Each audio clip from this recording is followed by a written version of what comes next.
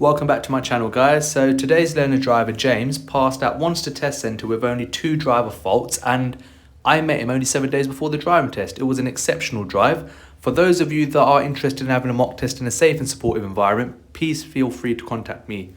The test route today is a 12:38 p.m. test route. That is a typical driving test route at Wanstead. So, James, congratulations. You passed your test today at Wanstead Test Centre with how many minor faults, do you know? 2, I believe. Yeah, 2 minor faults, which was excellent on your first attempt with me. So for anyone that will be watching, first of all, how did you find your experience with me as an instructor? And when did you contact me? Let them know that as well. About a week ago. Before I had my test, I had the last minute test booking, and I'd previously done the Chingford route. But this time it was going to be at the Wanstead route, which I had heard whispers of was a lot harder. Yeah. Started doing lessons a week before my test with House, and it was a lot harder. Yeah, it was a lot harder than Chingford. A lot harder, a lot of different roundabouts, but we tackled it. Few sessions, it was really good. Covered everything we needed to cover in the week. Came to sit in the test, smooth. Yeah, and you passed in a manual car on your first attempt with me, yeah? So you smashed it. I wish you all the best with your driving experience, bruv, yeah? Congrats. So immediately, as you can see, guys, James was encountered with a few meeting situations. Now, it's really important that you cover meeting situations as a topic. So for the viewers that are watching today, if the obstruction is to your side of the road, who has priority in a meet situation? Also, if the oncoming cars do give you way, how can you acknowledge that they have given you way in a meeting situation?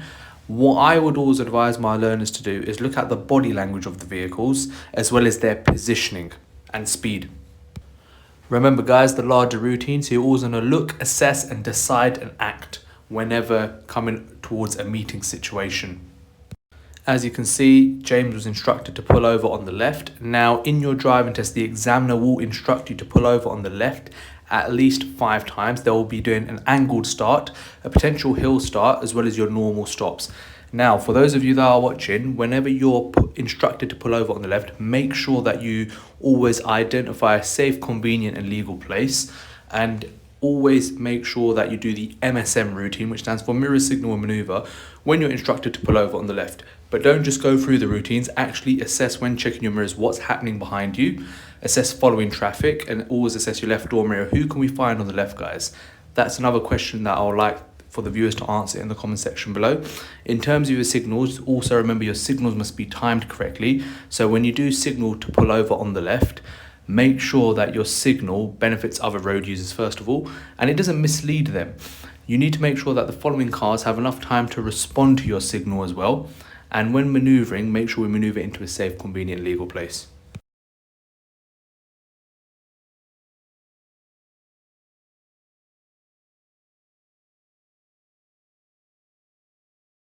As you can see here, James was driving down a residential road where there's parked cars on both sides. Now, what would you deem a suitable speed here, guys? For those of you that are driving, just bear in mind that the speed limit is not a target to be achieved. You have to drive to the appropriate conditions of the road. Now, when James came to the end of this road, is it a T-junction or crossroad? Also, you need to always ask yourself whether your junction, where you're emerging out, if it's a closed or open junction, because that will affect your approach speed.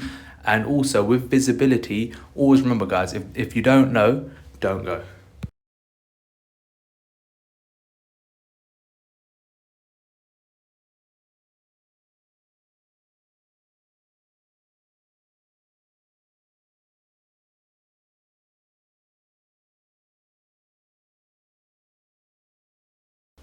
James was then instructed to turn left at the end of this road. So guys, here is a clear example of a closed T-junction.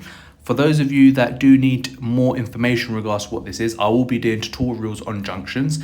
Now just be mindful, when you've emerged at a junction, you've stopped at the giveaway lines. If your visibility is still blinded, I hope that you lot are all aware of the peep and creep method and also the lean forward method.